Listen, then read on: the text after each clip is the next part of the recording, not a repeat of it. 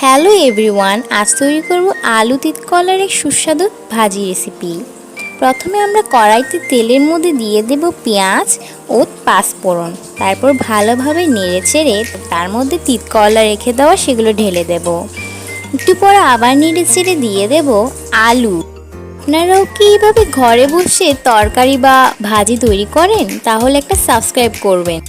এবার আসা যাক রান্নার মধ্যে। এই ভাজির মধ্যে এরপর আমরা দিয়ে দেব লবণ, তারপর দিয়ে দেব হলুদ ও লাল মরিচ গুঁড়ো। এরপর আমরা কিছুক্ষণ এটিকে ঢাকনা দিয়ে রেখে দেব। এবার ঢাকনা খুলে দেখব একটু ফুটে উঠেছে রান্নাটি। এবার আবার ঢাকনা দিয়ে রেখে দেওয়ার পরে একটু নেড়েচেড়ে দেখব আমাদের এই সুন্দর তিতকলার ভাজিটি হয়ে গেছে। ধন্যবাদ সবাইকে, আপনারা এতক্ষণ ধরে এই ভিডিওটি দেখার জন্য। সবাইকেই ধন্যবাদ।